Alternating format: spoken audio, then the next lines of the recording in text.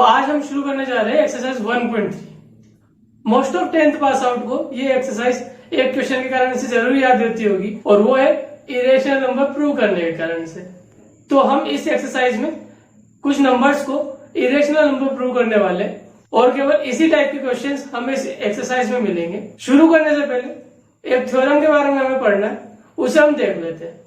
चिंता करने की जरूरत नहीं, ये थ्योरम न तो एग्जाम में आएगी न इसे कुछ याद करना है, पर हम मैथ्स एडिक्ट बनने वाले, तो हमें हर एक छोटी छोटी बातों का पता होगा, तो हमको कुछ भी याद करने की जरूरत नहीं पड़ेगी, सारी चीज समझ में आ जाएगी। और अगर सारी चीज समझ में आ गई तो फिर कोई ऐसी प्रॉब्लम नहीं होगी जिसे हम सोल्व न कर सके। तो चलो स्टार्ट करते हैं थ्योरम 1.3 से। थ्योरम क्या कहती है? थ्योरम में लिखा है let P be a prime number if P divide A square then P divide A where A is positive integer. काफी सिंपल वर्ड्स में हम ऐसे कह सकते हैं कि कोई भी नंबर किसी एक नंबर जैसे कि मान ले A स्क्वायर को पूरा डिवाइड दे देता है, तो हम कह सकते हैं वो नंबर केवल A मतलब पहले वाले नंबर का स्क्वायर रूट में भी पूरा डिवाइड देगा। थोड़ा सा बोर्ड पे समझ लेते हैं, ज्यादा कुछ लिखेंगे नहीं, सिर्फ समझने इतना लिखेंगे। तो मानते कि कोई नंबर है A, और अगर इसका हम प्राइम फैक्टराइजेशन करेंगे तो सपोज कर हम इसे लिख सकते हैं P1 into P2 into P3 into P4 into P5 into P6 into dot dot dot Pn। मतलब जितना भी है, जो नंबर तुम एज्यूम कर रहे हो उसका कुछ ना कुछ प्राइम फैक्टराइजेशन तो हो सकता होगा, बस उसी को एज्यूम करके लिखा है। अगर मैं इसका स्क्वायर करूं, क्योंकि यहाँ पे दो नंबर A और A स्क्वायर के बारे में बात हो रही थी, तो इन सारे नंबर का स्क्वायर हो जाएगा। मतलब P1 cross P2 cross P3 cross dot dot dot cross Pn का होल स्क्वायर। और जो कंडीशन लिखी है उसमें शुरू में बोला था कि if P divide A square, इसका मतलब अगर कोई नंबर या कोई प्राइम नंबर P है जो A स्क्वायर को पूरा डिवाइड दे सके, तो हम फंडामेंटल थ्योरम ऑफ अरिथमेटिक के हिसाब से कह सकते हैं कि A स्क्वायर का एक यूनिक फैक्टराइजेशन होगा, और इन्होंने कहा कि उसके अंदर P आता है। इसका मतलब इन नंबर में से कोई ना कोई एक नंबर ऐसा है जो P होगा। मतलब क्वेश्चन में दिया है हमको कि P जो A स्क्वायर को डिवाइड कर देता है, और हमने देखा है यहाँ पे कि A स्क्वायर का जो प्राइम फैक्टराइजेशन है वो है P1 into P2 into dot dot dot Pn का होल स्क्वायर, और P एक फैक्टर है A स्क्वायर का। इसका मतलब वो इनमें से कोई ना कोई एक होगा। यही जो कहती है हमारी फंडामेंटल थ्योरम ऑफ अरिथमेटिक। क्या किसी भी नंबर का तुम प्राइम फैक्टराइजेशन करोगे तो वो यूनिक होगा, सिर्फ ऑर्डर चेंज हो सकता है उसका। इसका मतलब यहाँ वो P कहीं ना कहीं तो है, मतलब ऐसा कोई ना कोई नंबर यहाँ पे है जिसकी वैल्यू P के बराबर होने वाली है। तो फंडामेंटल थ्योरम ऑफ अरिथमेटिक की हेल्प से हमें यह पता पड़ा कि ये ही यूनिक प्राइम फैक्टराइजेशन है, और उनमें से कोई एक नंबर P है, और वो P अगर A स्क्वायर को डिवाइड करता है तो यहाँ पे भी तो वही नंबर है जो यहाँ पे नंबर है। इसका मतलब वो नंबर A को भी डिवाइड करेगा। मोस्ट ऑफ बच्चों को समझ में आ गया होगा, फिर भी एक एग्जांपल लेकर देखते हैं। सपोज कर रहे हैं कोई सा भी नंबर जो किसी भी नंबर का स्क्वायर हो, जैसे हमको कहे A स्क्वायर, तो कोई एक नंबर कोई सा भी चूज कर लो जो किसी भी नंबर का स्क्वायर हो। हर एक नंबर के साथ करके देख सकते हो जो कि एक स्क्वायर है। जैसे कि हम सपोज करें 36 6 का स्क्वायर है, तो यहाँ पे कोई एक नंबर होगा P जो इस 36 में डिवाइड दे देता होगा, तो हम सपोज कर रहे थे कि वो नंबर हो सकता है 3। अब इनका कहना है कि अगर P divide A square then P divides A, मतलब वो इसके स्क्वायर रूट में भी डिवाइड कर देगा, और 36 का स्क्वायर रूट होता है 6, और 3 6 में भी पूरा डिवाइड कर देता है। अब चाहे तो तुम दूसरा नंबर रख के देख सकते हो। सपोज कर लो कि यहाँ पे तुमने नंबर 36 ही रखा, यहाँ पे तुमने ले लिया नंबर 12। अब 12 36 में पूरा डिवाइड कर देता है, तो वो 6 में भी पूरा डिवाइड कर देगा, क्योंकि वो स्क्वायर रूट है 36 का। तो 12 तो डिवाइड पूरा करता ही नहीं। बट एक्चुअली में हमने बात करी है P की, और P एक प्राइम नंबर है, 12 एक प्राइम नंबर नहीं है। इसका मतलब हम 12 को नहीं रख के देखने वाले, हमें प्राइम नंबर रख के देखना है, और प्राइम नंबर के साथ में ये थ्योरम वर्क करेगी। तो आई अच्छे समझ में थ्योरम? नहीं आई है तो कमेंट करना और पूछना, और अच्छे से समझाने की कोशिश करेंगे। तो अब हम सीखेंगे किसी दिए गए नंबर को इरेशनल नंबर प्रूव करना। अब ये सारी प्रूफ की टेक्निक जिस चीज के ऊपर बेस्ड है उसे कहा जाता है प्रूफ बाय कॉन्ट्राडिक्शन। मतलब नॉर्मली हम इसको अपनी लाइफ में भी किसी बहस को खत्म करने के लिए या किसी नॉर्मल सी प्रॉब्लम को सोल्व करने के लिए यूज करते हैं। चलो एक एग्जांपल देखते हैं। नॉर्मली हमें एक पहेली बार बार सुनने को मिलती है, जैसे कि एक घर है, उसके अंदर चोरी हो जाती है, तो वहां पर शक जाता है 3 जनों के ऊपर। एक होता है ड्राइवर, एक होता है गार्डनर जिसे हम माली बोलते हैं, और एक होती है खाना बनाने वाली दीदी। तो इन तीनों के ऊपर शक जाता है। तो जासूस को ले ले या घर के मालिक को ही ले ले, वो तीनों को बुलाता है और तीनों से क्वेश्चन पूछता है। अब कंडीशन ये दी हुई होती है कि जिस दिन चोरी हुई थी उस दिन काफी ज्यादा बारिश हुई थी। तो वो जासूस या जो घर का मालिक है वो सबसे अकेले में जाके पूछता है। तो जो खाना बनाने वाली दीदी कहती है मैं पकौड़े तल रही थी, माली कहता है मैं गार्डन में पानी दे रहा था, और ड्राइवर कहता है मैं सो रहा था। और ये तीनों बातें सुनते ही घर के मालिक को या वो जासूस है उसको आराम से पता पड़ जाता है कि चोर कौन है। अच्छा, तुम बता सकते हो चोर कौन है? मैक्सिमम लोगों ने तो आराम से पता कर लिया होगा कि चोर कौन है। तो इसमें चोर होता है जो गार्डनर है, माली, वो। क्यों? क्योंकि कंडीशन दी थी कि उस दिन पानी गिर रहा था, बारिश हो रही थी। तो गार्डनर बारिश में भी बगीचे में पानी क्यों देगा? तो यह बात सिद्ध करती है कि वो चोर था। अब यहाँ पे हम थोड़ा सा ध्यान से देखें तो हमने प्रूफ बाय कॉन्ट्राडिक्शन किया है, और इससे हम प्रूफ बाय कॉन्ट्राडिक्शन आसानी से समझ सकते। इसमें हमने सामने वाली तीनों जनों की बातें सही मान ली, फिर कंडीशन से जोड़ के देखा तो जो इसमें जो गलत था उसकी बातें कंडीशन को मैच नहीं करी, इस कारण हमने बोला कि वो इंसान गलत या झूठ बोल रहा है। नॉर्मली कॉन्ट्राडिक्शन का मतलब भी होता है विरोधाभास। तो इन क्वेश्चन में हम यही करेंगे। क्वेश्चन में हमको दिया होगा प्रूव करो कि √2 एक इरेशनल नंबर है। अगर ये बात प्रूव करनी है तो इरेशनल नंबर के अलावा नंबर होता है हमारे पास रेशनल नंबर। इसका मतलब हम उसको रेशनल नंबर मान लेंगे, और अगर रेशनल नंबर मान लेंगे वो रेशनल नंबर की सारी खासियत को फॉलो करना चाहिए। बट हम देखेंगे कि वो रेशनल नंबर की सारी खासियत को फॉलो नहीं कर पाएगा। इसका मतलब अगर कोई नंबर रेशनल नहीं हुआ तो 100% बचा हुआ नंबर मतलब इरेशनल ही होगा। नॉर्मली हमारे पास रियल नंबर में 2 ही टाइप के जो नंबर है, या तो नंबर रेशनल हो सकता है या इरेशनल। ओके, हम स्टार्ट करने वाले थ्योरम 1.4 से, जो कि √2 को इरेशनल नंबर प्रूव करना है। तो शुरू करते। हमें बताना है √2 एक इरेशनल नंबर है। तो सबसे पहले हम कहते थे कि √2 इरेशनल नंबर नहीं होगा। इसका मतलब लेट √2 इज रेशनल। √2 एक रेशनल नंबर है, और हम ये जानते हैं कि हर एक रेशनल नंबर को p/q फॉर्म में लिखा जा सकता है। इसका मतलब हम √2 को लिख सकते हैं p/q। अगर p/q कट रहा होगा तो हम उसको काट दे, तब तक काटे जब तक कि वो कटना बंद नहीं हो जाए। और अगर कटना बंद हो गया मतलब उनके बीच में कोई कॉमन फैक्टर नहीं रहा, p और q के बीच में। एक्चुअल में p और q नहीं, वो नंबर कटने के बाद जो भी नया नंबर आएगा उन दोनों में कोई भी कॉमन फैक्टर नहीं होना चाहिए। तो उस नंबर को हम लिख रहे हैं a/b फॉर्म में, जहां पे a और b इंटीजर है एंड a एंड b को प्राइम भी है।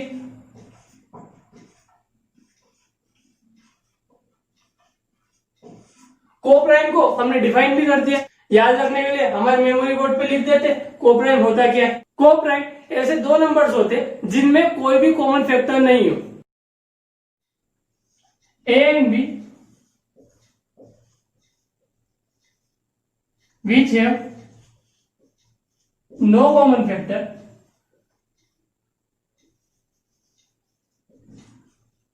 other than 1, क्योंकि 1 तो हर एक का फैक्टर होता है। तो ये हो गए को प्राइम नंबर, और हमने माना a और b यहाँ पे को प्राइम है। अब हमें हमारा टारगेट याद रखना है, हमको कैसे भी करके बताना है कि रेशनल नंबर हमने माना तो है बट ये रेशनल नंबर नहीं है, और वो अपने आप प्रूव हो जाएगा। रेशनल नंबर कोई ना कोई खासियत तो होगी जो ये खुद कैंसिल कर देगा, या हमने जो बात लिखी है उनमें से कोई ना कोई खासियत तो ऐसी होगी जो ये बता देगा कि वो गलत है। तो आगे बढ़े, बी को इधर की साइड लिया। एक्चुअली में याद रखना कोई भी चीज इक्वल की इधर उधर जाती नहीं है, हम दोनों तरफ सेम चीज का मल्टीप्लाई या डिवाइड करते हैं। तो हम दोनों तरफ b का मल्टीप्लाई करें तो यहाँ पता पड़ेगा b √2 हो जाएगा, और यहाँ b से b कट जाएगा तो a बचेगा। अब दोनों तरफ स्क्वायर कर देते,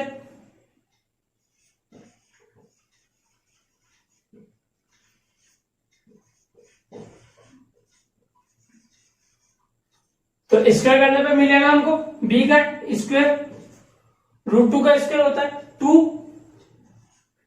और a का स्क्वायर a स्क्वायर। अब अगर हम यहाँ पे थोड़ा सा ध्यान से देखें तो हमको पता पड़ रहा a स्क्वायर को हम 2 इंटू बी स्क्वायर के फॉर्म में लिख सकते हैं, मतलब 2 इंटू बी इंटू बी। इसका मतलब ये 2 इंटू बी ए स्क्वायर का फैक्टर फॉर्म हो गया, और फैक्टर फॉर्म मतलब 2 ए स्क्वायर का एक फैक्टर हो गया, और किसी भी नंबर का फैक्टर उस नंबर में पूरा डिवाइड कर सकता है। इसका मतलब हम लिख सकते हैं देयरफॉर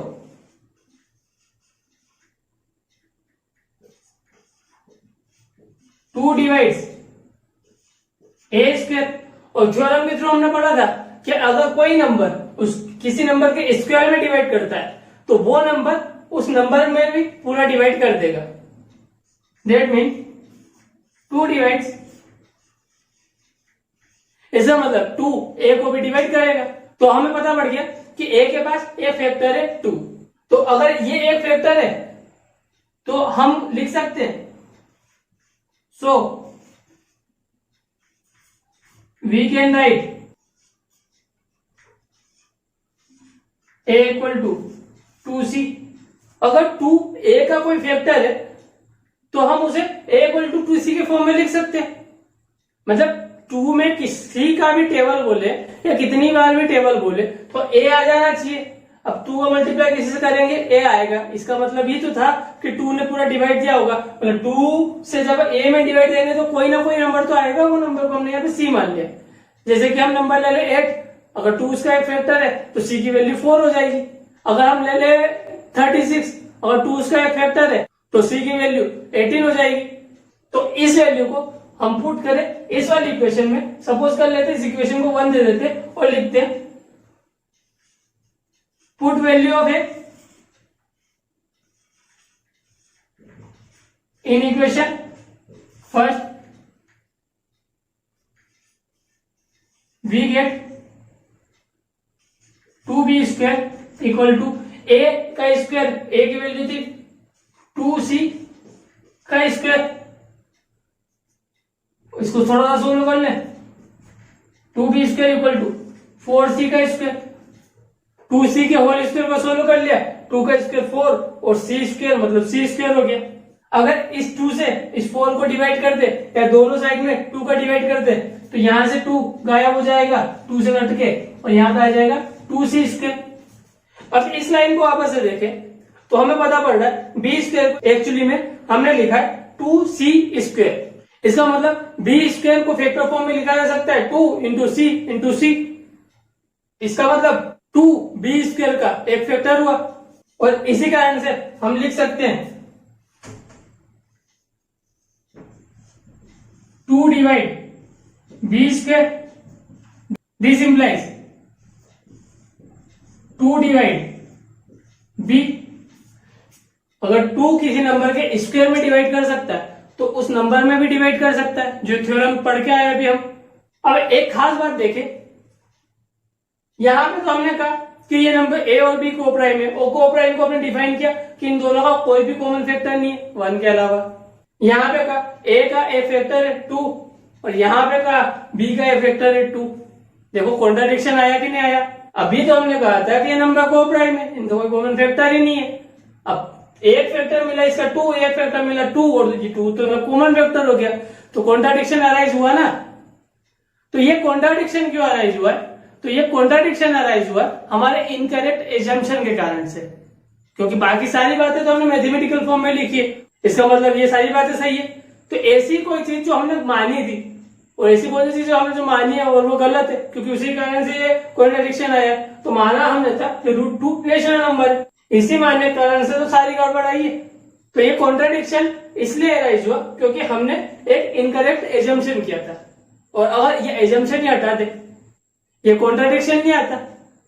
तो एजम्पशन क्या किया हमने कि वो एक रेशनल नंबर है, और उसको हटा दे तो ये बात कंक्लूड होती है कि एक ये रेशनल नंबर नहीं है, इरेशनल नंबर है, क्योंकि रेशनल नंबर के कारण से तो कॉन्ट्राडिक्शन आ रहा है। आया समझ में? तो लास्ट की 2 लाइन हम हमारे बुक से लिख सकते हैं, ये बात लिखने के बाद लिख देंगे, but this contradict the fact that a and b are coprime. वो तो दोनों तो कोप्राइम थे, यहाँ पे दोनों के कॉमन फैक्टर आ गया 2। This contradiction has arisen because of our incorrect assumption, जो कि हमने माना था कि √2 is rational number, therefore we conclude √2 is irrational number. हो गया सोल्व। उतारना हो तो उतार सकते हो। देखो मैथ से एक खास बात है, यहाँ पे आपके फॉर्मूले, आपके कॉन्सेप्ट जो यूज किया है उसके ऊपर नंबर मिलते हैं या घटते हैं, ये आपकी कैलकुलेशन। आपकी जो इंग्लिश वर्ड से इनको ऊपर नंबर्स नहीं घटते, मतलब आप क्या लैंग्वेज लिख रहे हो इसके ऊपर नंबर्स नहीं घटते। तो बुक के अंदर जैसा लिखा है, कुछ वर्ड टफ लग रहे हैं आपको, वो नहीं लिखने हैं, छोड़ सकते हो। कोई सिनोनिम ढूंढ लो, या ऐसी बात लिखो जिसका मतलब पूरा बुक जैसा ही हो, या ऐसा कुछ लिखो जहाँ पे क्वेश्चन प्रूव करने के लिए जो जो भी चीजों की जरूरत है हम सारी लिख दे और छोड़े कुछ ना। और एक्चुअली जो तुम्हारे टीचर ने बताया वैसा लिख दो, क्योंकि आपके टीचर बड़े एक्सपीरियंस वाले होंगे, तो वो जो बताएंगे वो काफी सारी प्रॉब्लम को हटा के बताएंगे, ऐसी प्रॉब्लम जो पिछले बच्चों को आई होगी, तो वो तरीका सबसे ज्यादा बेस्ट है। पर अगर तुमको कुछ भी कठिन लगता है तो उसके लिए तुम अपना अदर ऑप्शन ढूंढ सकते हो, केवल जो लैंग्वेज की कठिनाई है उसकी बात कर रहे, तो बाकी जो कॉन्सेप्ट क्या वो तो करना ही पड़ेगा। अगला क्वेश्चन हम ले रहे हैं एग्जाम्पल नंबर 9। हमको प्रूव करना है √3 एक इरेशनल नंबर है। अगर यह क्वेश्चन थोड़ा सा भी समझ में नहीं आया हो तो इस क्वेश्चन को एक और बार देख लेना, मतलब जो √3 के लिए प्रूव करने वाले बेसिकली हम उसी बातों को बार बार रिपीट करेंगे। बहुत सारे बच्चे बोर हो रहे हो, थोड़ा सा स्किप करके आगे बढ़ जाना, और ज्यादा अच्छा तरीका है कि खुद ये वाला क्वेश्चन करके देखना। √3 के लिए पूछा है, और अगर √5 के लिए पूछेगा जो कि एक्सरसाइज में पूछा है, तो अभी सेम चीजें आएंगी, वर्डिंग सारी सेम है, थोड़े से नंबर्स चेंज हो जाएंगे, देखते क्या क्या चेंज होता है, एक बार प्रैक्टिस ही हो जाएगी। हमें पूछा है √3 को एक इरेशनल नंबर प्रूव करो, तो इरेशनल नंबर कैसे प्रूव करें? √3 को सोल्व करके बता दे कि इसकी वैल्यू इतनी होती है जो कि खत्म नहीं हो रही है, इस कारण से ये इरेशनल नंबर है। पर वो एक इतना इजी प्रूफ नहीं हुआ, मतलब देखने को तो लग रहा है कि हाँ सिंपल सा बता दिया, पर एक्चुअली हमको करके बताना पड़ेगा, बहुत सारा डिवाइड, पॉइंट के बाद बहुत सारे नंबर्स लाके बताने पड़ेंगे कि ये देखो रिपीट नहीं हो रहा, और इसके लिए तो बहुत सारे नंबर तक करना पड़ेगा। इसलिए हमने एक छोटी सी मेथड ली, हो सकता है अभी बड़ी लग रही हो, पर बाद में धीरे धीरे ये काफी सिंपल हो जाएगी तुम्हारे लिए। तो हमने √3 को रेशनल नंबर बोल दिया। अगर ये एक रेशनल नंबर है तो इस √3 को हम a/b के फॉर्म में लिख सकते हैं, जहां पे a और b को काटा नहीं जा सके। इसका मतलब ये कोप्राइम नंबर है, क्योंकि इनमें किसी भी नंबर्स का डिवाइड नहीं जा रहा है। और आगे बढ़े तो दोनों तरफ डिवाइड कर दे, तो यहाँ पे आ जाएगा b√3, और यहाँ का b से b कट जाएगा तो a अकेला बच जाएगा। दोनों साइड पे स्क्वायर कर दे तो हमको मिलेगा b का स्क्वायर √3 का स्क्वायर 3 और a का स्क्वायर a स्क्वायर। अब यहाँ पे इस बात से पता पड़ता है कि a स्क्वायर को हम 3 इंटू बी स्क्वायर लिख सकते हैं, मतलब 3 इंटू बी, तो ये फैक्टर्स हो गए तीनों के तीनों। और अगर ये तीनों फैक्टर हो गए, इसका मतलब 3 से डिवाइड जा सकता है a स्क्वायर में, इसका मतलब 3 से डिवाइड जा सकता है a स्क्वायर में। अभी थ्योरम पढ़ के आए थे, अगर किसी एक नंबर से डिवाइड जा सकता है किसी एक नंबर के स्क्वायर में या a स्क्वायर में, तो उस नंबर का डिवाइड a में भी चला जाएगा, मतलब 3 का डिवाइड a में भी चला जाएगा। अगर 3 का डिवाइड a में चला जाता है तो कितनी बार तो जाएगा, मतलब कोई टेबल बोले हम 3 का तो कोई नंबर बोलेंगे, हाँ इतनी बार टेबल बोलेंगे, तो a का डिवाइड पूरा चला जाएगा। तो उस नंबर को हमने c लिया, तो हम a को लिख सकते हैं 3c। 3 का टेबल जितनी बार बोलेंगे हम c बार बोलेंगे, तो आंसर a आ जाएगा। अब a की इस वैल्यू को a = 3c को हम इक्वेशन फर्स्ट में रख देंगे, तो सॉल्यूशन आएगा 3b का स्क्वायर = a स्क्वायर, मतलब 3c का होल स्क्वायर, 3 का स्क्वायर 9 और c का स्क्वायर c स्क्वायर। अब दोनों तरफ 3 का डिवाइड कर दे तो 3 से 3 कट जाएगा, और यहाँ पे 3 से 9 कटेगा, तो आंसर आएगा 3c स्क्वायर। आपस से वही बात, b स्क्वायर को हम 3c स्क्वायर लिख सकते हैं। इसका मतलब ये 3 एक फैक्टर हो गया b स्क्वायर का, अगर फैक्टर हो गया तो 3 से डिवाइड जा सकता है b स्क्वायर में। 3 से अगर b स्क्वायर में डिवाइड जा सकता है तो 3 से b में भी डिवाइड चला जाएगा। वापस से बात करें हम कि हमने तो कहा था कि ये कोप्राइम है, पर यहाँ पे हमको एक कॉमन फैक्टर मिला, वो कि है 3 divides a and 3 divides b। तो ये कॉन्ट्राडिक्शन अराइज क्यों हुआ? क्योंकि हमने इनकरेक्ट एग्जाम्पशन किया है, जो कि √3 एक रेशनल नंबर है। So we can conclude that √3 is rational number.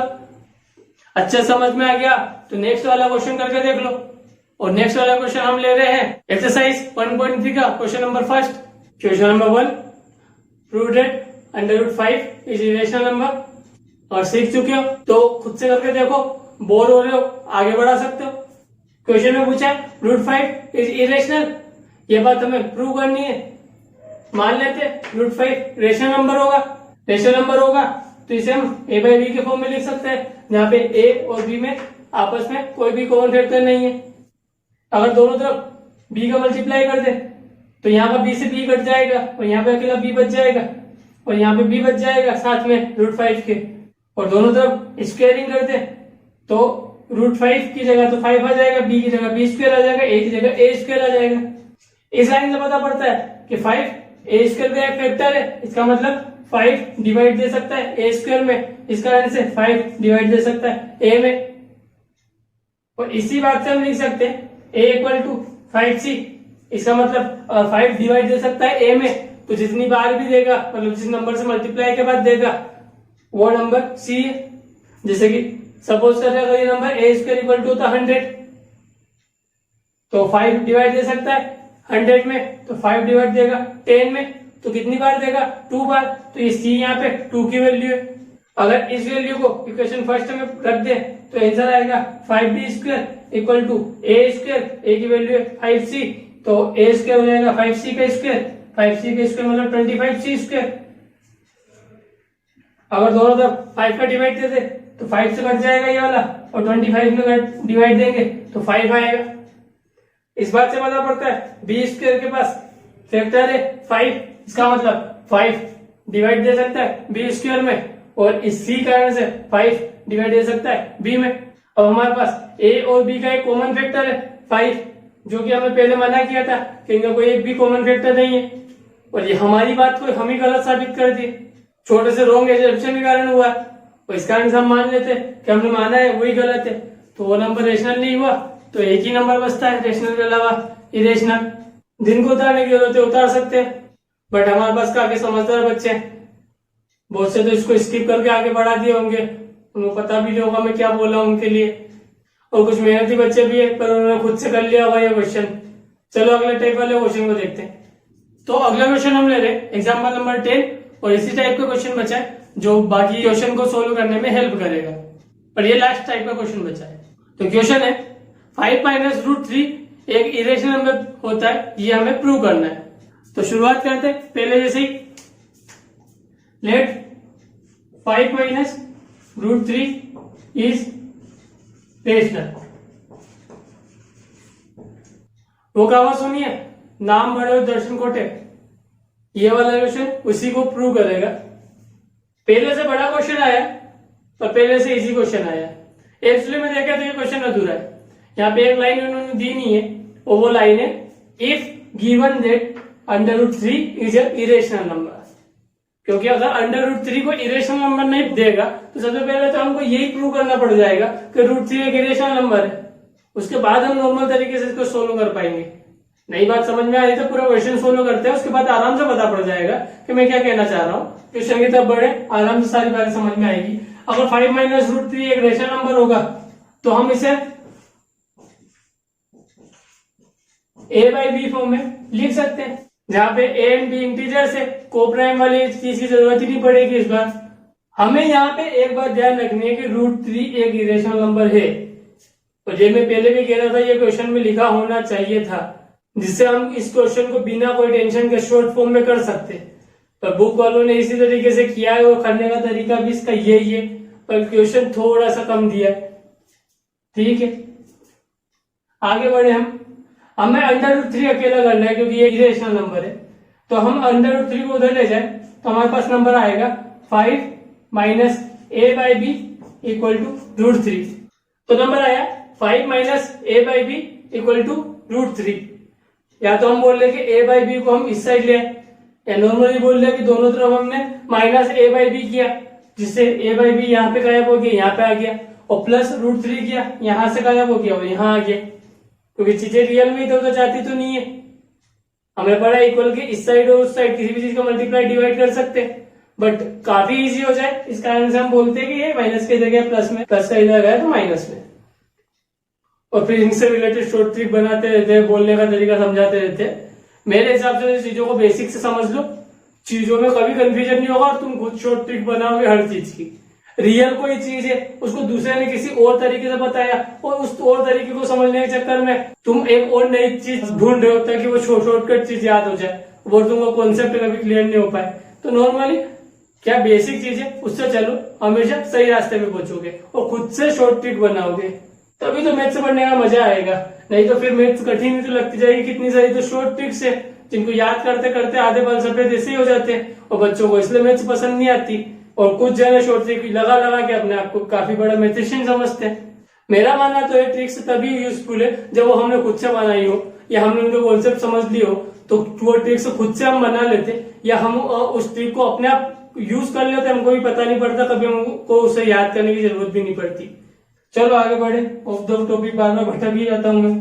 यहाँ पे देखें हम 5 एक इंटीजर है, a एक इंटीजर है, b एक इंटीजर है और ये सारे इंटीजर है। तो अगर इनको सोल्व करें तो 5 माइनस a बाई बी एक रेशनल नंबर हो जाएगा।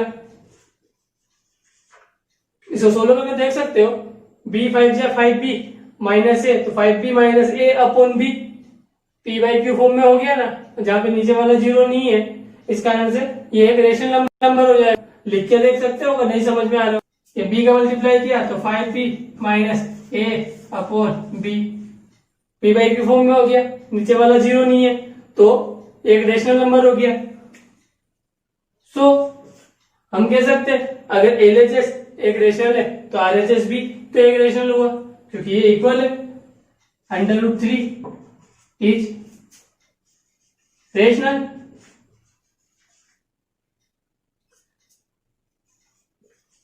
But this contradicts this fifth. Contradiction मतलब होता है विरोधाभास, मतलब ये बात यहाँ पे थोड़ा सा एक दूसरे का विरोध कर रही है या अपोज कर रही है कि यहाँ पे तो हमने कहते हैं √3 रेशनल नंबर है बट रियल में तो ये होता है। पर ये वाली बात हमारी इस बात को कॉन्ट्राडिक्ट कर रही है, अपोज कर रही है कि √3 एक रेशनल नंबर है। और ये कॉन्ट्राडिक्शन किस लिए अराइज हुआ? ये कॉन्ट्राडिक्शन अराइज हुआ हमारा रॉन्ग एजम्पशन के कारण से। हमने एज्यूम किया था, हमने एज्यूम किया था कि √5 माइनस √3 एक रेशनल नंबर है। इसका मतलब ये हमने गलत एज्यूम किया है। तो अगर गलत एज्यूम किया है तो ये रेशनल नहीं हुआ तो क्या नंबर बना? ये एक इरेशनल नंबर हुआ। ये भी प्रूव हो गया। तो समझ में आ गया होगा तुमको कहावत का मतलब, नाम बड़े और दर्शन खोटे। क्वेश्चन बड़ा है, सॉल्यूशन छोटा सा। 2 लाइन जो बोली है वो देख के लिख सकते हो या अपनी तरफ से कुछ और छोटा तरीके से बना के भी लिख सकते हो। अगले क्वेश्चन की तरफ बढ़े। Next example, example number 11। इसमें 3√2 को बताना है कि वो एक इरेशनल नंबर होगा। सपोज कर लेते 3√2 एक रेशनल नंबर होगा, इस कारण से हम उसे a बाई बी फॉर्म में लिख सकते हैं। a बाई बी फॉर्म में लिख सकते हैं तो √2 की वैल्यू हो जाएगी a बाई बी और b के मल्टीप्लाई में 3, दोनों से डिवाइड कर दे 3 का तो आ जाएगा यहाँ पे। अब अगर a बाई 3 भी p बाई क्यू फॉर्म में है और p बाई क्यू फॉर्म में है, इस कारण से ये रेशनल नंबर हुआ। इसका मतलब इसके बराबर में जो है वो भी एक रेशनल नंबर होना चाहिए। बट ये बात तो हम जानते हैं कि √2 एक इरेशनल नंबर है, तो ये तो कॉन्ट्राडिक्शन हो गया। और ये कॉन्ट्राडिक्शन अराइज किस लिए हुआ? क्योंकि हमने रॉन्ग एजम्पशन किया है कि ये 3√2 एक रेशनल नंबर है और इसका मतलब ये एक इरेशनल नंबर है। हो गया प्रूफ। अगर एक एक बार में हर एक क्वेश्चन को कर लोगे तो पूरे साल भर में कभी रिपीट करने की जरूरत ही नहीं पड़ेगी किसी क्वेश्चन को। अगला क्वेश्चन पिक कर रहे हैं हम एक्सरसाइज का, क्वेश्चन नंबर 2। 3 + 2√5 को हमें इरेशनल नंबर प्रूव करना है। तो वापस से मान लेते 3 + 2√5 रेशनल नंबर है। अगर रेशनल नंबर है तो इस नंबर को a बाई बी फॉर्म में लिखा जा सकता है। तो हम इसे लिख सकते हैं। अगर दोनों तरफ 2 का डिवाइड करें तो यहां पे बच जाएगा √5 और यहां पे आ जाएगा a/2b - 3/2 सोल्व कर सकते हो, सोल्व करना चाहो तो, पर वो काम की बात इतनी नहीं है। वहां पे क्या चीज है उससे काम है, क्या आंसर आ रहा है उससे कोई मतलब नहीं है। वहां पे जो चीज है वो है रेशनल नंबर, और दोनों के दोनों रेशनल नंबर है, और हम जानते हैं कि दो रेशनल नंबर का प्लस कर लो माइनस कर लो तो भी एक रेशनल नंबर ही आंसर आता है। इस कारण से मैंने उसको सोल्व नहीं किया है, और तुम्हें भी सोल्व करने की जरूरत नहीं पड़ेगी। हम कह सकते हैं अगर ये दोनों रेशनल नंबर है तो ये पूरा एक रेशनल नंबर हो गया, और अगर ये रेशनल नंबर है RHS तो एक RHS में जो नंबर है मतलब √5 वो भी एक रेशनल नंबर होगा।